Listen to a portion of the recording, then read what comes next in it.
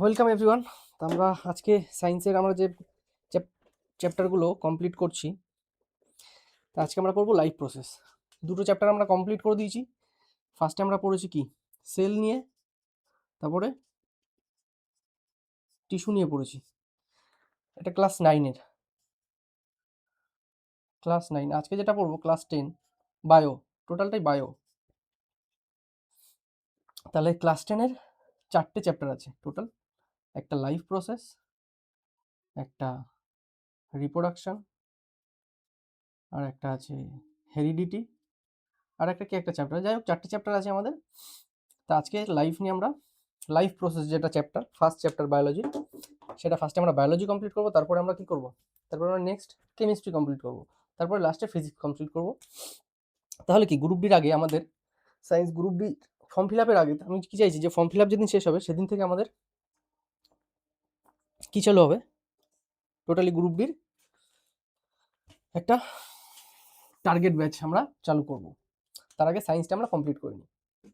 ঠিক আছে, বেশি কথা না বলে চলে আসি আজকের আমাদের যে পিডিএফ আছে ফার্স্ট পয়েন্টে। ফার্স্ট পয়েন্ট কি বলছে, বলছে জীবের বাইরে দেহের থেকে শক্তির উৎসকে, জীব দেহের বাইরে থেকে শক্তির উৎসকে, যাকে আমরা খাদ্য বলি, দেহের অভ্যন্তরে স্থানান্তর করে।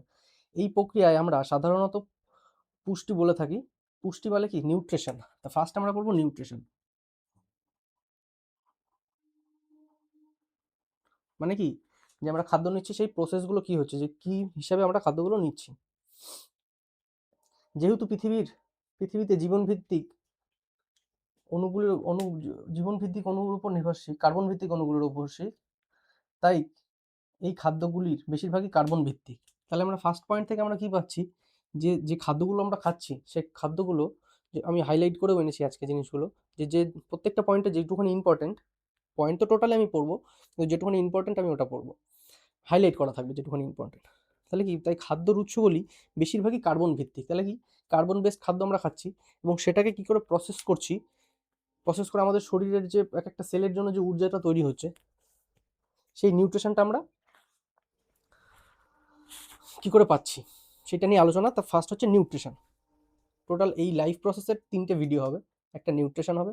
নেক্সট 2 নম্বর যদি আমরা পড়ি, 2 নম্বর কি বলছে, যে অণুগুলো যেগুলো আমরা করলাম নিউট্রিশনের মধ্যে থেকে নিলাম, বলছে অণুগুলো ভাঙার জন্য জারণ বিজারণ বা অক্সিডেশন রিডাকশন বিক্রিয়া হলো সবচেয়ে সাধারণ এবং রাসায়নিক উপায়গুলির মধ্যে অন্যতম। এর জন্য অনেক অনেক জীব শরীরের বাইরের উৎস থেকে শক্তি এবং অক্সিজেন ব্যবহার করে। শরীর সেই অক্সিজেন গ্রহণ এবং কোষীয় প্রয়োজনে খাদ্য উৎস ভাঙার প্রক্রিয়ার তা ব্যবহার করার পদ্ধতিকে আমরা শোষণ বলি। শোষণ, বা আমরা বলতে পারি এটাকে রেসপিরেশন। রেসপিরেশন বা নিউট্রিশন আমরা কি জানো, এটা শোষণ। 1 নম্বর রেসপিরেশনটা কি, নিউট্রিশন হচ্ছে আমাদের পুষ্টি। পুষ্টি পুষ্টি শোষণ।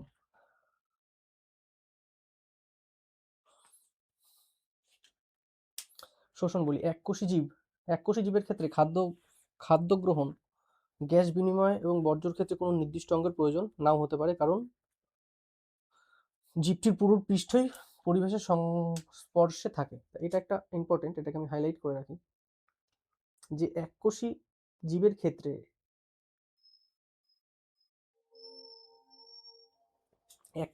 ক্ষেত্রে খাদ্য গ্রহণ, গ্যাস বিনিময় ও বর্জ্য পদার্থের জন্য কোনো নির্দিষ্ট অঙ্গের প্রয়োজন নাও হতে পারে।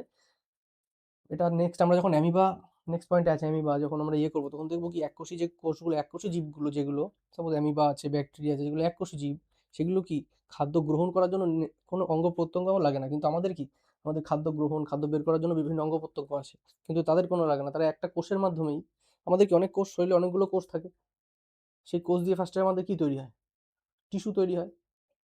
সেই টিস্যুগুলো দিয়ে কি তৈরি হয়, অর্গানস তৈরি হয়। ঠিক আছে, আচ্ছা। তো ওদের কিছু লাগে না, ওদের একটা কোষেই ওরা সবকিছু কমপ্লিট করে ফেলে। 3 নম্বর আমরা কি পড়বো পয়েন্ট, 3 নম্বর যখন রাসায়নিক বিক্রিয়াগুলো শক্তির উৎপাদনের জন্য কার্বন উৎস এবং অক্সিজেন ব্যবহার করে তখন তারা এমন উপজাত পদার্থ তৈরি করে যা শরীরের কোষগুলির জন্য কেবলমাত্র অকেজই নয় বরং ক্ষতিকরও হতে পারে। তাই বর্জ্য উপজাত পদার্থগুলিকে রেচন নামক একটি প্রক্রিয়ার মাধ্যমে শরীর থেকে অপচন করা হয়। তাহলে কি আমরা 3 নম্বর কি পড়বো? রেচন বা এক্সটারশন। রেচন বা এক্সারশন। এবার কি বলছে?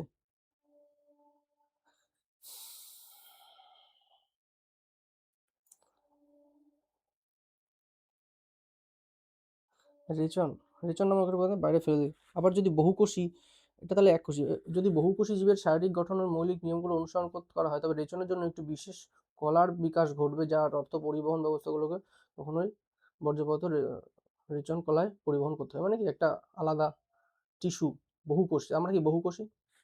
তাহলে আমরা ফার্স্ট পড়বো নিউট্রিশন, বা যেটা পুষ্টি পড়েছি, এটা আমাদের ফার্স্ট ক্লাস হবে। নেক্সট এর পরের ক্লাসটা হবে শোষণ বা রেসপিরেশন, যে কীভাবে আমরা শ্বাস প্রশ্বাস নিচ্ছি বা জিনিসগুলো যাচ্ছে। তারপরে কি করবো আমরা? রেচন বা এক্সারশন, যেটা আমরা এক্সারশন বলবো, বা শোষণ। তাহলে নিউট্রিশন কি? নিউট্রিশন আমরা দুভাগে ভাগ করব। এটা 3 নম্বর থেকে 4 নম্বর পয়েন্টে আমরা ঢুকছি। ঠিক, 4 নম্বর পয়েন্ট আলোচনা করব। তাহলে রেচন পুষ্টি বা নিউট্রিশনকে আমরা দুভাগে ভাগ করব। কারণ কি কি জিনিসটা? অটোট্রপিক নিউট্রিশন আর হেটেরোট্রপিক নিউট্রিশন।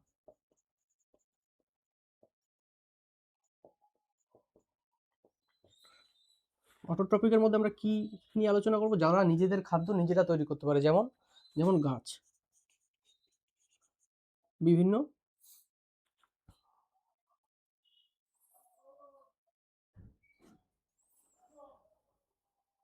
ব্যাকটেরিয়া যাদের ক্লোরোফিল আছে।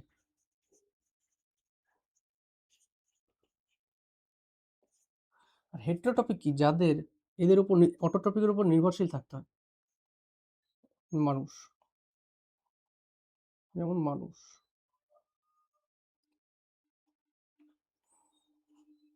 তাহলে অটোট্রপিক আমরা কি নিয়ে আলোচনা করব? যে গাছ কিভাবে নিউট্রিশন নিচ্ছে। তো গাছ কি করে? আমরা মেন জানি কি গাছ যে জিনিসটা করে, সবার ফার্স্টেই গাছ কি করে? আমাদের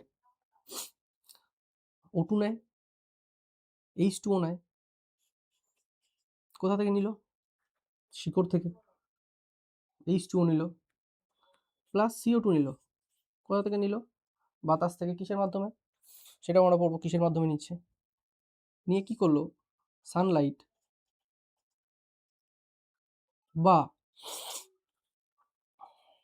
সানলাইট এবং ক্লোরোফিল, তার মাধ্যমে কি করছে? গ্লুকোজ তৈরি করলো, প্লাস কি করলো? অক্সিজেন তৈরি করলো, প্লাস কি করলো? ওয়াটার তৈরি করলো। তাহলে এই যে গাছ এইভাবে নিজের ক্লোরোফিল দিয়ে নিজের খাদ্যটা কি করছে?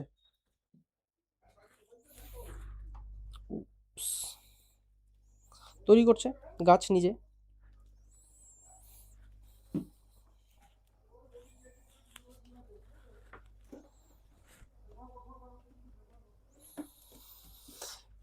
আচ্ছা, তাহলে 4 নম্বর পয়েন্টে আমরা কি বলছে? 4 নম্বর পয়েন্ট বলছে কিছু জীব কার্বন ডাই অক্সাইড এবং জলের মতো অজৈব উৎস। তাহলে অজৈব, এটা একটা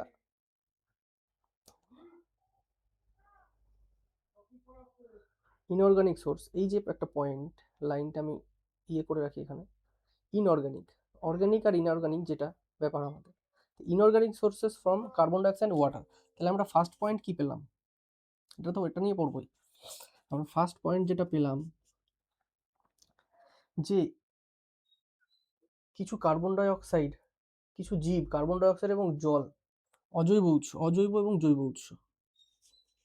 এখানে আমরা পয়েন্টটা লিখে রাখি।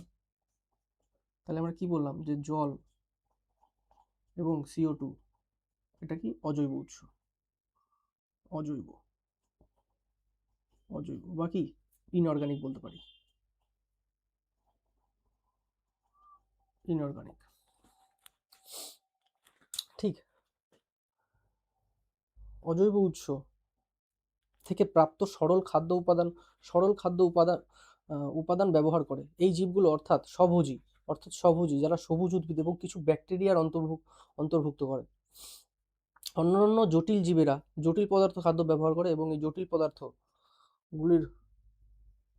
পদার্থগুলো শরীরের রক্ষণাবেক্ষণ ও বৃদ্ধির জন্য ব্যবহার করার আগে সেগুলোকে সরল পদার্থে ভেঙে নেয়। জটিল খাদ্য পদার্থ গ্রহণ করে সরল পদার্থ ভেঙে নেয়। উৎপাদন করার জন্য জৈবেরা এনজাইম নামক জৈব অনুঘটক ব্যবহার করে। এইভাবে পরভোজী বেঁচে থাকা এবং প্রত্যক্ষ পরোক্ষভাবে স্বভোজীর উপর নির্ভরশীল পরভোজী জীবদের মধ্যে প্রাণী এবং ছত্রাক অন্তর্ভুক্ত। তাহলে মানুষ এবং ছত্রাক, হেটেরোটপিক,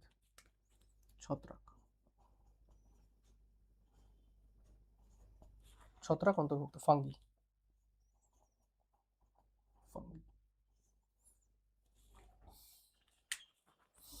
তাহলে এবার অটোট্রপিকে ঢুকবো আমরা।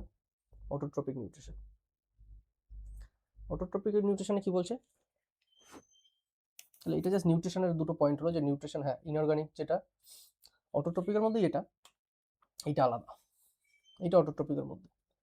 অটোট্রপিকের ফার্স্ট পয়েন্ট আমরা বলতে পারি যে জল প্লাস CO2 প্লাস না CO2 এগুলো কিসের মধ্যে পড়ছে, এগুলো অজৈব পদার্থ, অজৈব বা ইনঅর্গানিক।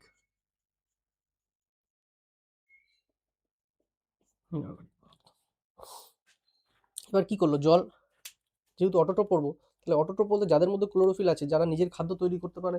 এবার খাদ্য তৈরি করতে গেলে কি ক্লোরোফিল লাগবে, ক্লোরোফিল যাদের আছে তারাই কি অটোট্রপিক আমরা বলতে পারি, অটোট্রপিক, তারাই অটোট্রপিক। এবার অটোট্রপিক যারাই, তারা জল এবং CO2 নেবে, ব্যবহার করে কি করবে, গ্লুকোজ তৈরি করবে, জল এবং CO2 নিয়ে গ্লুকোজ তৈরি করবে। সেটাই বলছে যে সবুজী জীব, 5 নম্বর পয়েন্টে আমরা চলে এসেছি এখন। 5 নম্বর পয়েন্ট কি বলছে, সবুজী জীবের কার্বন ও শক্তির চাহিদা সংশ্লেষক প্রক্রিয়ার মাধ্যমে পূরণ হয়। এটি এমন একটি প্রক্রিয়া যার মাধ্যমে সবুজীরা বাইরের পরিবেশ থেকে খাদ্য পদার্থ গ্রহণ করে এবং সেগুলিকে শক্তির রূপে সঞ্চিত রূপে রূপান্তরিত করে এবং এই পদার্থ কার্বন ডাই অক্সাইড এবং জল রূপে গৃহীত হয়, যা সূর্যালোক এবং ক্লোরোফিলের উপস্থিতিতে শর্করায় রূপান্তরিত হয় এবং এই শর্করা উদ্ভিদের শক্তি সরবরাহে ব্যবহৃত হয়। তাহলে উদ্ভিদের শক্তি সরবরাহ তো এই শর্করাটাই মেন, এই যেটা এটা শর্করা বলে বাংলায়, বা গ্লুকোজ বা শর্করা বা গ্লুকোজ বলে ব্যবহৃত হয়। এই শর্করা উদ্ভিদের শক্তি সরবরাহে ব্যবহৃত হয়। পরবর্তী অংশে আমরা দেখব যে এটা জাস্ট বইয়ের লেখা একটা চলে এসেছে এখানে, যে শর্করা তাৎক্ষণিকভাবে ব্যবহৃত হয় না তা শ্বেতসার, বা এটা একটা পয়েন্ট, যে শর্করা তাৎক্ষণিক রূপে ব্যবহৃত মানে সঙ্গে সঙ্গে যেটা ইউজ হয়ে যাচ্ছে না, সেটা কি হিসেবে থাকে, শ্বেতসার, বা আমরা কি বলি ওটাকে বলি আমরা গ্লাইকোজেন। গ্লাইকোজেন তো আমাদের ওটা থাকে স্টার্চ রূপে, স্টার্চ,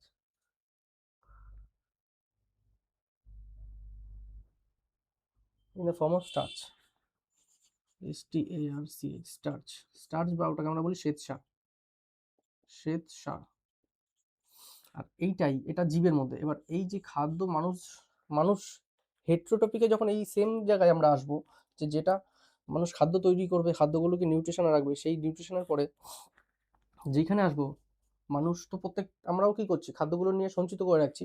সেই সঞ্চিত এর যে খাদ্যটা আছে সেগুলো সঞ্চিত হচ্ছে স্টার্চ রূপে, আর আমাদের কি রূপে হচ্ছে, হেটেরোটপিক বা আমরা মানুষ, সেটা হচ্ছে গ্লাইকোজেন রূপে। গ্লাইকোজেন, যেটা এখানেও আছে পয়েন্টে লেখা, যে যেখানে আমরা যে খাবার খাই তার প্রাপ্ত শক্তির কিছু অংশ শরীরে গ্লাইকোজেন রূপে সঞ্চিত থাকে। তো এটাই এখানে বলা হয়েছে। আচ্ছা, নেক্সট 6 নম্বর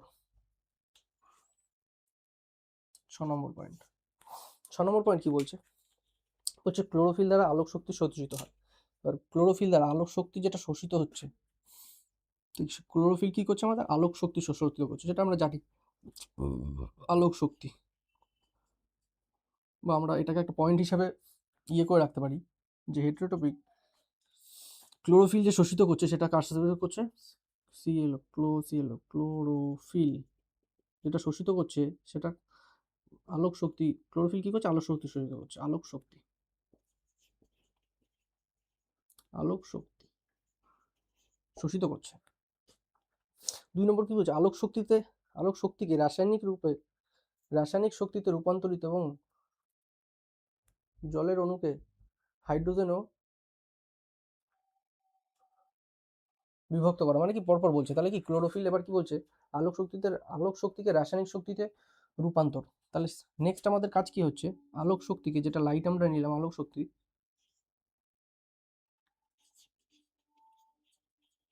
শক্তি সেটাকে কি করতে হবে? আমাকে রাসায়নিক শক্তিতে পরিণত করতে হবে।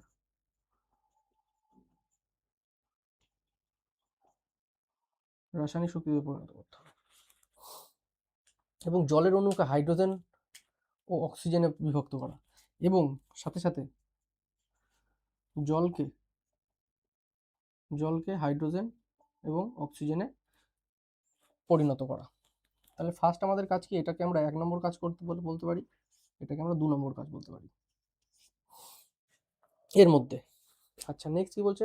কার্বন ডাই অক্সাইডকে শর্করায় বিয়োজিত করো, বিজারিত মানে কি? রিডাকশন। বিজারিত মানে রিডাকশন। তাহলে কার্বন ডাই অক্সাইডকে CO2 রিডাকশন, বা বলতে পারি আমরা বিজারিত।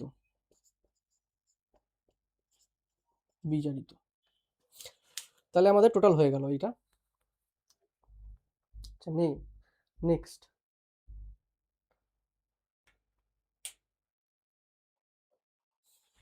নেক্সট 7 নম্বর পয়েন্ট।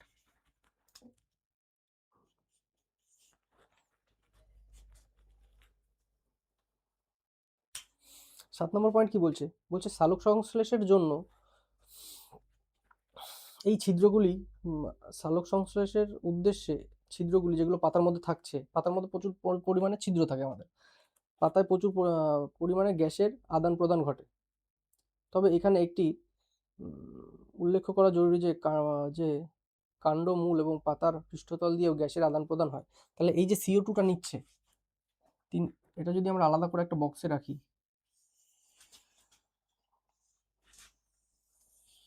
তাহলে এই যে CO2টা নিচ্ছে, এখানে আমরা একটা পয়েন্ট বলতে পারি কি, যে পাতা থেকে তো সালোক সংশ্লেষের উদ্দেশ্যে পাতার ছিদ্র থেকে তো হয়ই গ্যাসের আদান প্রদান, আরো কোথা থেকে হচ্ছে? কাণ্ড, মূল এবং পাতার পৃষ্ঠতল দিয়েও গ্যাসের আদান প্রদান হচ্ছে। কাণ্ড, মূল, তাহলে কি কাণ্ড, মূল দিয়েও আমার কি গ্যাসের আদান প্রদান, মানে এই CO2 নিচ্ছে বা অক্সিজেন ছাড়ছে, যাই হচ্ছে, তাহলে কোথা দিয়ে হচ্ছে? ওগুলো পাতা দিয়ে তো হচ্ছেই, কাণ্ড এবং মূল দিয়েও হচ্ছে। কাণ্ড মূলের মধ্যেও ছোট ছোট আমাদের ছিদ্র আছে, যেগুলোকে আমরা পাতারটাকে স্টোমাটা বলি, এবং কাণ্ডর ওগুলো থাকে কাণ্ডের মধ্যে, ঠিক আছে? সেখান থেকে আমরা, যেহেতু এই পত্ররন্ধ্রগুলির মাধ্যমে প্রচুর জলও বেরিয়ে যেতে পারে, পত্ররন্ধ্র মানে পাতার মধ্যে যে ছিদ্রগুলো আছে, তাই সালোক সংশ্লেষের জন্য যখন কার্বন ডাই অক্সাইডের প্রয়োজন হয় না, তখন উদ্ভিদ সেই ছিদ্রগুলিকে বন্ধ করে রাখে। ছিদ্র খোলা এবং বন্ধ হওয়ার রক্ষী কোষের একটি কাজ। রক্ষী কোষ, বা যেটাকে আমরা গার্ড সেল বলি, যখন রক্ষী কোষগুলি জলের মধ্যে প্রবেশ করে, তখন সেগুলো ফুলে ওঠে এবং যার ফলে ফুলে যায়, এইভাবে সংকুচিত হয়। তবে যখন রক্ষী কোষগুলি সংকুচিত হয়, ছিদ্র থেকে বন্ধ হয়ে যায়। আচ্ছা, কি আছে যেটা আমাদের এখানে বোঝাতে চাইছে এই পয়েন্টে, যে আমাদের পাতায়, এটা যদি আমরা একটা পাতা আঁকি, পাতায় এরকম ছিদ্র আছে, এই ছিদ্রগুলিকে যদি আমরা এক্সপ্যান্ড করি, জুম করি, তাহলে আমরা দেখতে পাবো কিছুটা এরকম বিনস টাইপের ওই ছিদ্রগুলো এপিডার্মিসের উপরে রয়েছে। ওই বিনসগুলো কি? এগুলোকে আমরা বলি গার্ড সেল। এই গার্ড সেল বা রক্ষী কোষ যেটা এখানে বলছে, এই গার্ড সেলগুলো কি হয়, যখন জল নিয়ে ফুলে যায়, তখন এগুলোকে বলে স্টোমাটা। প্রত্যেকটা ছিদ্রগুলোকে ফুলে যায়, তখন কি স্টোমাটাটা বন্ধ হয়ে যায়, গ্যাস আদান প্রদান করতে পারে না। আর যখন এর মধ্যে থেকে জলটা বেরিয়ে যায়, তখন এগুলো একটু চিপসে যায়। জল বেরিয়ে গেলে কি একটু চিপসে টাইপের এরকম যাবে, তখন কি এখানটা আমার ফাঁকা হয়ে যাবে, এই ছিদ্রগুলো ফাঁকা হয়ে যাবে, তখন ওই স্টোমাটা দিয়ে কি হবে? গ্যাসের আদান প্রদান হবে। কিন্তু গাছ প্রধানত এটাকে যখন বন্ধই রাখে, কারণ কি টুইটটা খোলা থাকলে আমাদের কার্বন ডাই অক্সাইড, জল বেশি, শরীর থেকে জল বেরিয়ে যাবে, কার্বন ডাই অক্সাইড তো বেরাবেই, সাথে সাথে কি জলটাও ইভাপোরেট হয়ে যাবে ফুটো দিয়ে। ঠিক আছে, এটাই বোঝাতে চাইছে 7 নম্বর পয়েন্টে। 8 নম্বর পয়েন্ট কি বলছে? 8 নম্বর পয়েন্ট বলছে যে স্থলজ উদ্ভিদ মানে কি আমাদের যে টেরিস্টোরিয়াল প্ল্যান্ট যেগুলো আমাদের ইয়েতে আছে, স্থলজ সার সংগ্রহের জন্য ব্যবহৃত জল মাটি থেকে মূলের মাধ্যমে শোষিত হয়। নাইট্রোজেন, ফসফরাস এবং লোহা এবং ম্যাগনেসিয়ামের অন্য উপাদানগুলো মাটি থেকে গ্রহণ করা হয়। নাইট্রোজেন একটি অপরিহার্য উপাদান যা প্রোটিন এবং অন্য যৌগকে সংশ্লেষণে ব্যবহৃত হয়। তাহলে আমরা আরেকটা পয়েন্ট পেলাম, নাইট্রোজেন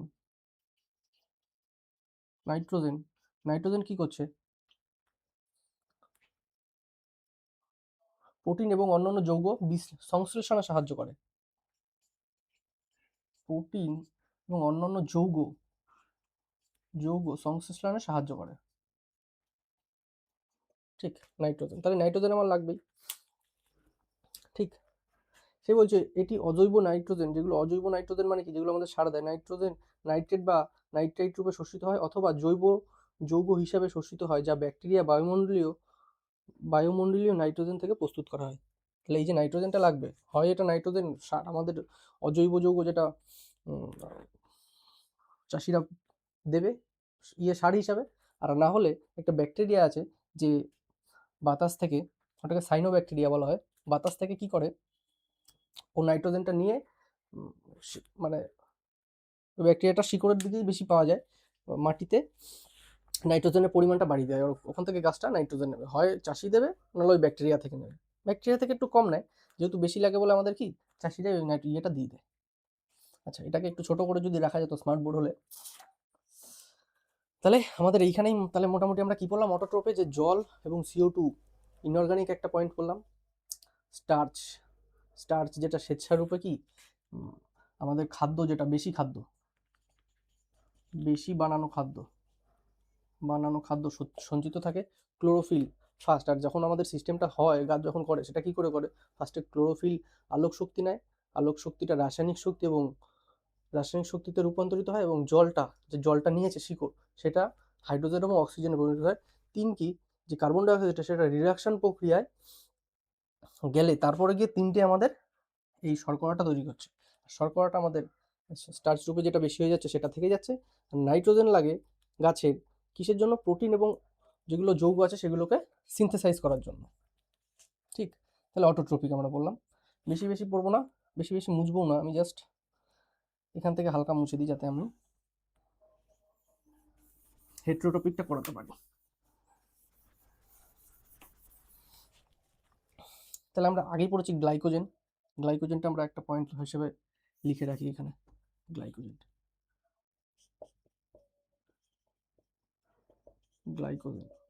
মানে বেশি খাদ্য যেটা হয়ে যায় সেটা আমাদের শরীরে গ্লাইকোজেন হিসেবে পূর্ণ থাকে। তাহলে 8 নম্বর, এটা 8 নম্বর পড়লাম না, 8 নম্বর লেখা হয়নি। আচ্ছা, 8 নম্বর পড়লাম, এবার 9 নম্বর, ডাইরেক্ট 9 নম্বরে চলে আসবো আমরা।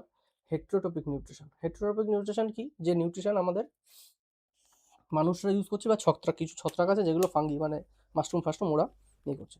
ফার্স্টে 9 নম্বরে আমরা কি পড়বো, যে খাদ্য উপাদানের ধরন এবং সহজলভ্য একটি জীবের কিভাবে খাদ্য গ্রহণ করে তার উপরে নির্ভর, ঠিক আছে, কতটা সিস্টেম, কে কি খাবে তার কি করে, কে কি খাবে সেটা নির্ভর করবে কি করে, সেটাই বলছে যে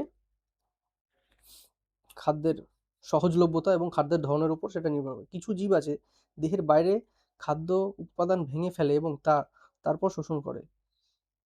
এর উদাহরণ হলো পাউরুটির ছাতা, ইস্ট এবং মাশরুমের মতো ছত্রাক। তাহলে কি বলছে, যে কিছু জীব আছে যে দেহের বাইরে থেকে খাদ্য ভেঙে তারপরে গ্রহণ করে। তাহলে আমরা কি পেলাম, যে মাশরুম, ছত্রাক দেহের বাইরে খাদ্য ভেঙে তারপরে গ্রহণ করে, ভেঙে গ্রহণ করে, খাদ্য ভেঙে গ্রহণ করছে। কিছু অন্যান্য জীব উদ্ভিদ বা প্রাণীকে হত্যা না করে তার পুষ্টি গ্রহণ করে, এটিকে পরজীবী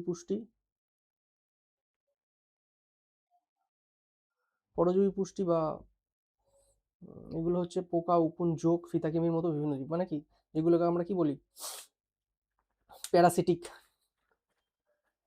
নিউট্রিশন স্ট্র্যাটেজি, যেটা প্যারাসিটিক জোঁক, উকুন, এরা কি করবে, মানুষের দেহেই থাকবে, মানুষের ভেতরে ঢুকবে না, ওরা দেহে থেকেই বা ওই যেটা বলছে আমাদের পরজীবী পুষ্টি, স্বর্ণলতা স্বর্ণলতা স্বর্ণলতা যে ওই চাউমিনের মতো থাকে, ওরা কি গাছের মধ্যেই থাকবে, গাছের মধ্যে ঢুকবে না, কিন্তু গাছের থেকে ওরা নিউট্রিশন ঠিক নিয়ে নেবে। এটাও একটা নিউট্রিশন নেওয়ার, ওগুলো কি হেট্রো, আচ্ছা ঠিক। আচ্ছা এবার 10 নম্বর পয়েন্ট কি বলছে দেখি। 10 নম্বর বলছে অ্যামিবা। এবার অ্যামিবা নিয়ে আলোচনা হচ্ছে, তাহলে অ্যামিবা আমি এঁকে ফেলি এখানে।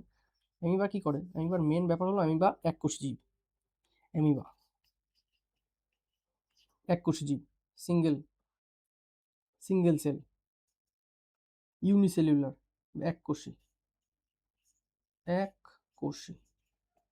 ও কি করে, ও ঠিক যখন ওর খিদে পাবে, ওর মধ্যে কিছু নেই, শুধু সাইটোপ্লাজম, সেরকম কিছু নেই, ও সাইটোপ্লাজম ভর্তি। ও কি করবে, যখন একটা ফুড আছে সাপোজ এখানে, ও নিজের দেহটাকে চেঞ্জিং শেপ বা শেপও চেঞ্জ করতে পারে, এরকম একটা খাবারের মতো দুটো আঙুল বের করবে, বের করে ও প্রথমে খাবে, খেয়ে এটাকে ভিতরে নেবে, নিয়ে ফুডটাকে ভেতরে নেবে, নিয়ে এখানে ডাইজেস্ট করবে, একটা ভ্যাকুল বানাবে, ভ্যাকুল বানিয়ে ওখানে ডাইজেস্ট করবে, ডাইজেস্ট করে আবার ফুডটাকে বাইরে ঠিক, আবার ফুডটাকে এরকম করে বাইরে ফেলে দেবে, যেটুখানি ওর লাগার সেটুখানি নিয়ে বাইরে ফেলে দেবে।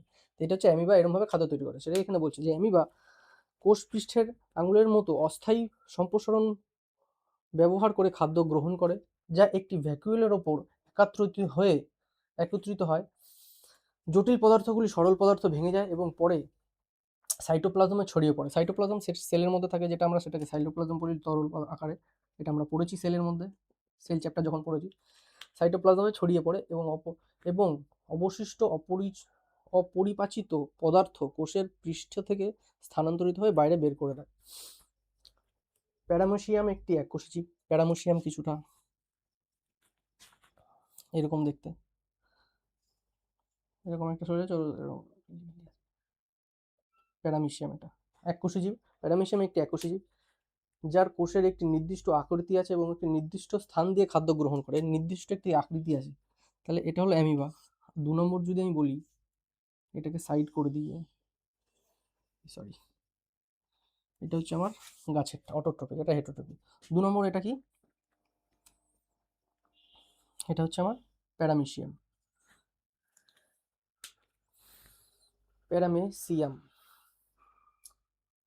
তাহলে কি বলছে, এর পুরো পৃষ্ঠকে আবৃত করার মতো থাকে, এর নির্দিষ্ট স্থানে, এর কি নির্দিষ্ট আকৃতি থাকে এবং নির্দিষ্ট স্থান দিয়ে খাদ্য গ্রহণ করে। তাহলে এর নির্দিষ্ট আকৃতি আছে, আকৃতি, এবং এর কোনো নির্দিষ্ট আকৃতি নেই, এর আকৃতি নেই, আকৃতি নেই, আর এর আকৃতি আছে, আকৃতি আছে। খাদ্য স্পেসিফিক স্পট আছে, একটা খাদ্য গ্রহণ করার জন্য স্পেসিফিক স্পট আছে, মানে একটা জায়গা দিয়ে সেই জায়গাটা দিয়ে খাদ্য গ্রহণ করবে, ও যে কোনো জায়গা থেকে আঙুল এরম বের করে, আমি বা যে সিঙ্গেল সেল, যে কোনো জায়গা থেকে, কিন্তু ওর একটা স্পেসিফিক স্পট আছে যেখান থেকে ও খাদ্য গ্রহণ করে। কোষ পুরো পৃষ্ঠকে একটি রাখা সিলিয়ার নড়াচড়ার মাধ্যমে খাদ্যকে নির্দিষ্ট স্থানে নিয়ে আসা হয়। এই যে সিলিয়ার মতো এই যে জায়গাগুলো, এই জায়গাগুলো দিয়েও খাদ্যকে নেড়ে চেড়ে সেই যে স্পেসিফিক পট, সাপোজ এই জায়গাটা দিয়েও খাদ্যটা গ্রহণ করে সেই জায়গায় নিয়ে আসবে, সেটাই বলছে 10 নম্বর পয়েন্ট।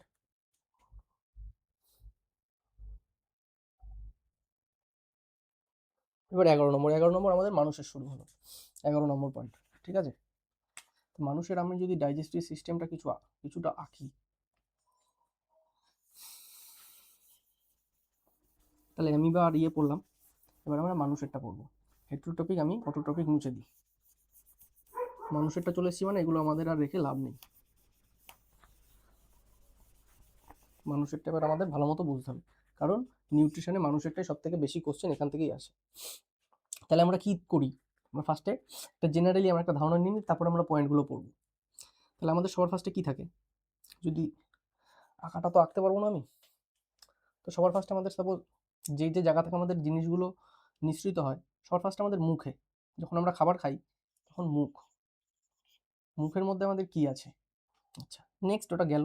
নেক্সট পাকস্থলী, বা আমাদের ওটাকে কি বলে, স্টোমাক, পাকস্থলী।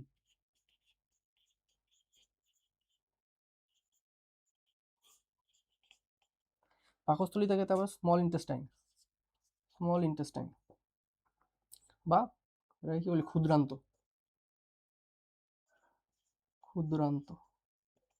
তারপরে আমাদের লার্জ ইন্টেস্টাইন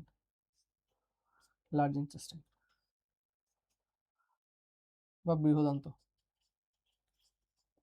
এবার মুখে আমাদের খাদ্যটা যাচ্ছে, এবার আমাদের আগেই পড়েছি যে খাদ্যটা যখন যাচ্ছে বিভিন্ন এনজাইম আমাদের খাদ্যে আসে, সেই এনজাইমগুলো কে কে দেয়? তা মুখে আমাদের কি আছে? Salivary gland.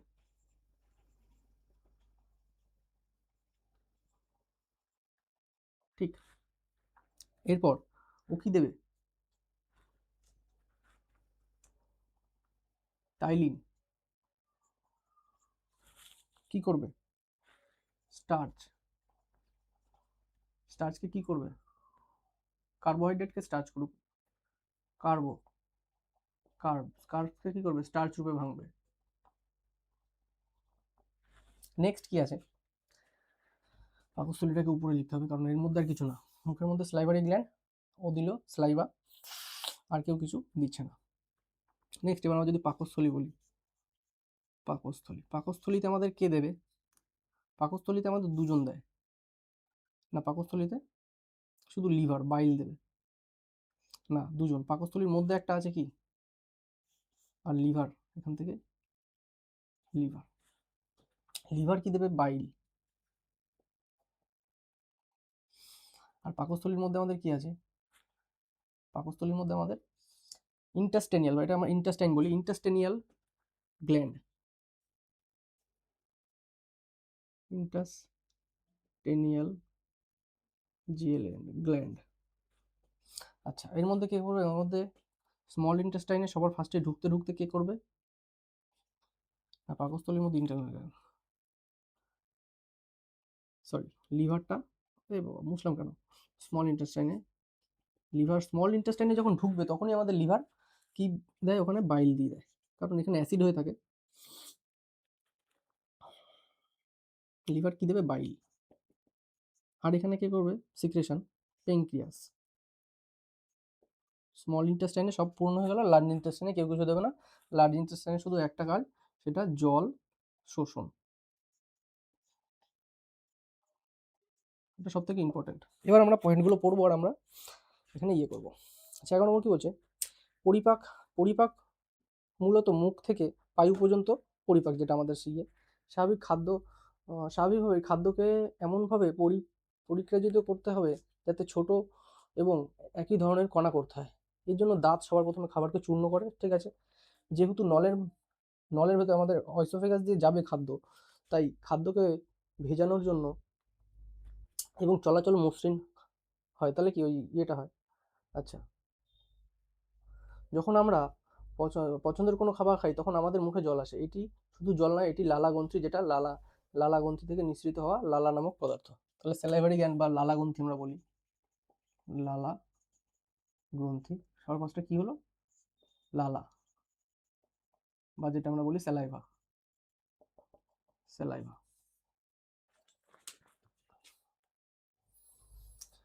আমরা যখন খাদ্য গ্রহণ করি তার আরেকটি দিক হলো খুব জটিল প্রকৃতির। এটি পরিপাক তন্ত্র থেকে শোষিত হয়, তবে এটি ছোট ছোট অণুকে ভাঙতে হয়। এটি এনজাইম নামক জৈবিক অনুঘটকে সাহায্য করে। লালা স্যালাইভারি অ্যামাইলেজ নামক একটি এনজাইম থাকে যা শ্বেতসার এবং জটিল অণু ভেঙে শর্করায় রূপান্তরিত করে।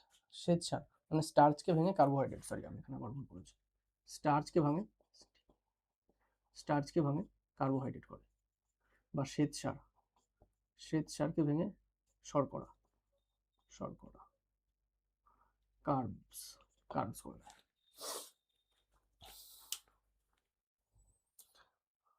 লালায় স্যালাইভারি আমি প্রত্যেকটা হাইলাইট করেছি। লালায় স্যালাইভারি অ্যামারেজ নামক একটি এনজাইম থাকে যা স্বেচ্ছা সরবরাহ করে। খাদ্য পেশিবহুল জিহার সাহায্যে চিবানোর সময় লালার সাথে মিশ্রিত হয়ে যায় এবং মুখের ভেতরে ঘুরতে থাকে। এটা ইংলিশে বলা হয়েছে নিচে। আচ্ছা, নেক্সট কি বলছে, পাকস্থলীর দেয়ালে 12 নম্বর পয়েন্ট, পাকস্থলীর দেয়ালে উপস্থিত গ্যাস্ট্রিক গ্রন্থিগুলি পাকস্থলীতে চলে এসছে। এবার খাওয়া জিভ থেকে আমরা নিয়ে অয়েসোফেগাস দিয়ে পাকস্থলীতে চলে এসছে। পাকস্থলীর দেয়ালে উপস্থিত গ্যাস্ট্রিক গ্রন্থি, তাহলে ইন্টেস্টিনিয়াল যে গ্ল্যান্ডগুলো আছে বা গ্যাস্ট্রিক গ্ল্যান্ড, এখানে ইন্টেস্টিনিয়াল গ্ল্যান্ড থাকে, গ্যাস্ট্রিক গ্ল্যান্ড থাকে, গ্যাস্ট্রিক GLAND কি দিল, HCl, হাইড্রোক্লোরিক পেপসিন, এটাই আর ইন্টেস্টিনিয়াল গ্ল্যান্ড বা gastric gland, gastric gland, gastric gland, HCl দিল, কি দিল, gastric gland, gastric gastric gland কি দিল আমাদের, HCl, মিউকাস আর পেপসিন, HCl কি করলো আমাদের,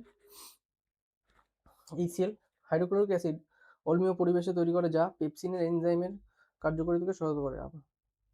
অ্যাসিড, আচ্ছা, স্বাভাবিক অবস্থায় স্লোমা পাকস্থলীর ভেতরের স্তরকে অ্যাসিড কিভাবে রক্ষা করে, তাহলে এই যে মিউকাসটা দিচ্ছে, কে দিচ্ছে, গ্যাস্ট্রিক গ্ল্যান্ড, কি করছে ও মিউকাসটা, পাকস্থলীর যে ওয়াল, পাকস্থলীর ওয়ালকে সাহায্য প্রোটেক্ট করছে কিসের থেকে, HCl, কারণ HCl এর আমাদের, আমরা জানি HCl এর পিএইচ কত, 1-এরও কম, 1 বা 2-এর কম, 2-এর কম আমরা বলতে পারি। তা কি ওই অ্যাসিডে কি আমাদের পাকস্থলীর চামড়া পুড়ে যাবে, তা সেইখান থেকে কে আমাদের বাঁচায়, মিউকাস, মিউকাস বলে একটা পদার্থ কি করে পাকস্থলীর দেয়াল বাঁচায়, পাকস্থলীর দেওয়াল রক্ষা। আর পেপসিন কি করে, পেপসিন আমাদের প্রোটিন সিনথেসিস করে,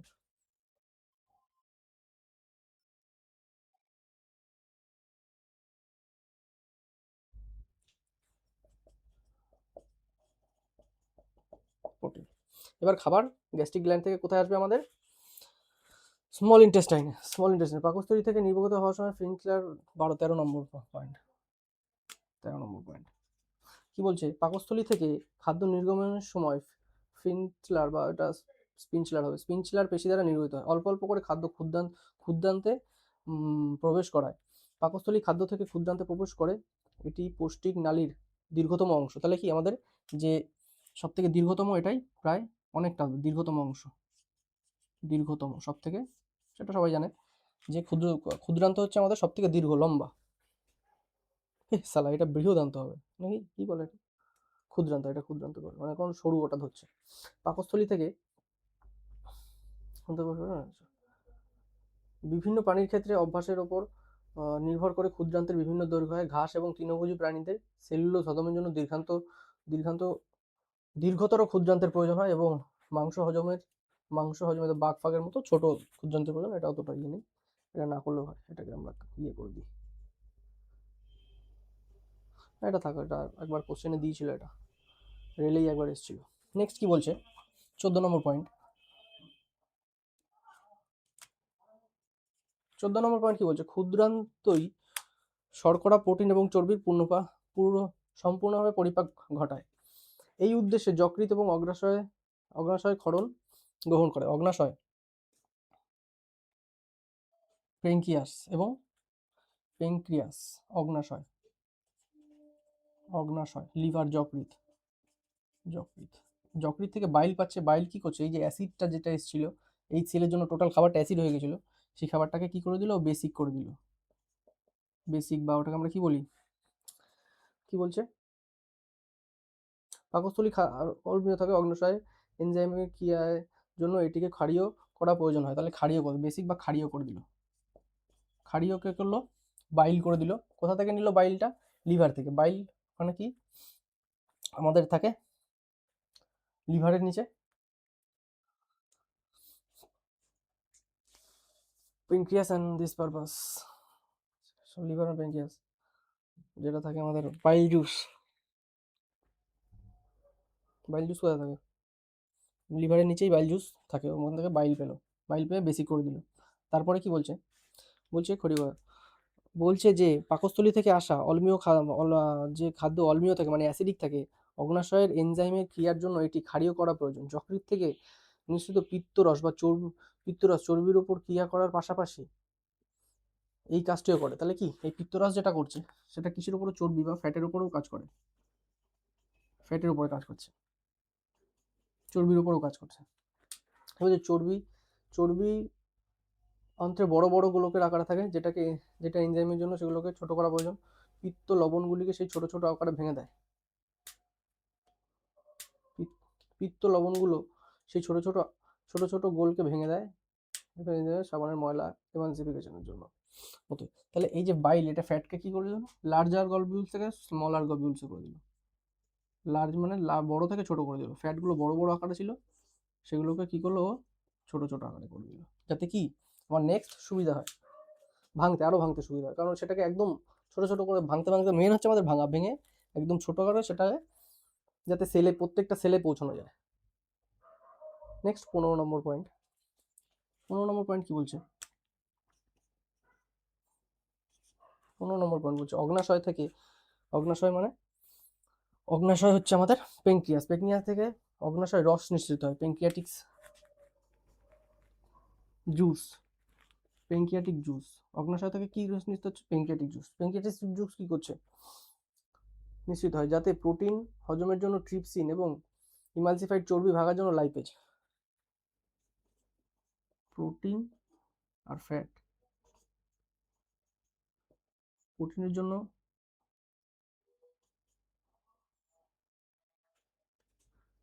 পেপসিন, প্রোটিনের জন্য ট্রিপসিন আর ফ্যাটের জন্য লাইপেজ, টিপিএলএফ। প্রোটিনের, ট্রিপসিনের জন্য প্রোটিন, লাইপেজের জন্য fat. লাইপেজের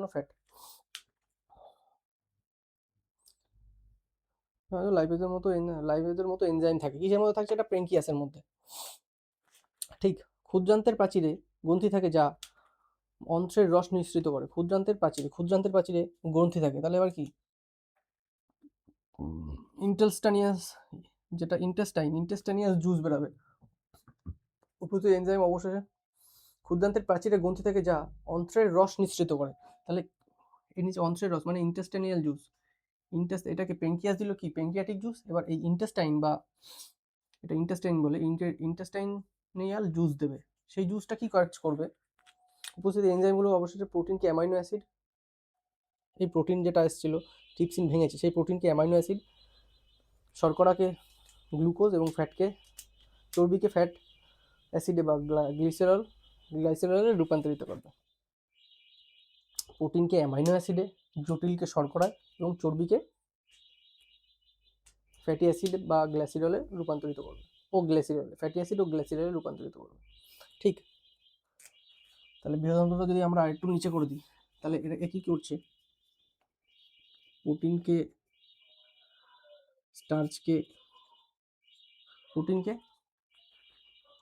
amino acid, স্টার্চকে glucose,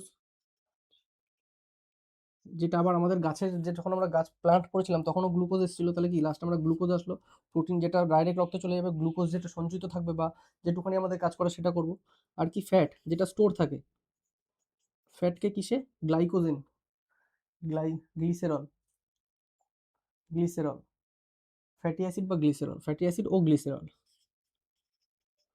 acid বা গ্লিসেরল, না ও অ্যান্ড গ্লিসেরলে। এবার আসলো স্মল ইন্টেস্টাইন হয়ে গেল, এবার লার্জ ইন্টেস্টাইনে কিছুই হবে না। লার্জ ইন্টেস্টাইনে শুধু, সেটা আমরা পড়বো নেক্সট পয়েন্টে। 16 পরিপাক কমপ্লিট হলো।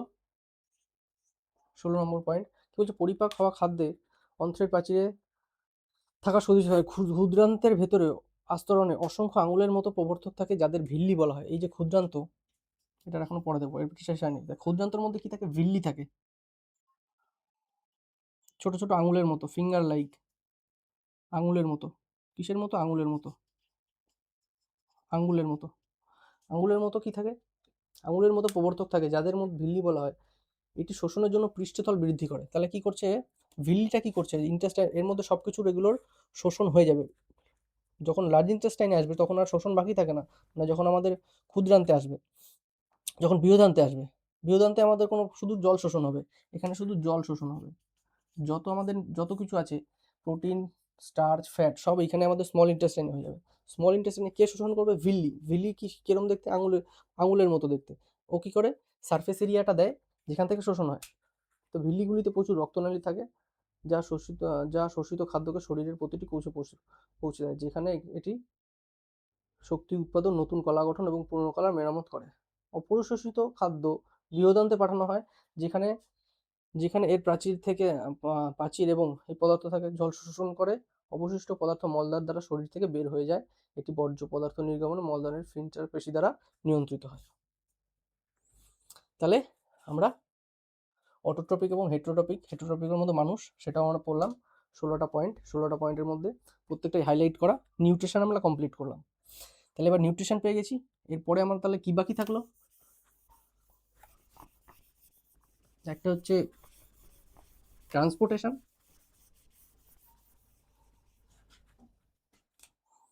কি কি বাকি আছে এরপরে? দুটো বাকি আছে, সেটা হচ্ছে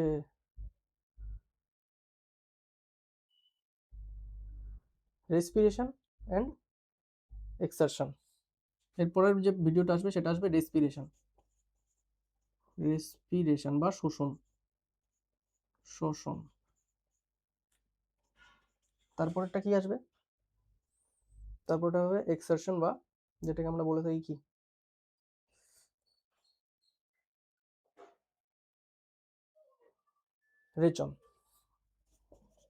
রেচন বা এক্সারশন। ঠিক আছে, তাহলে দেখা হচ্ছে পরের ভিডিওতে।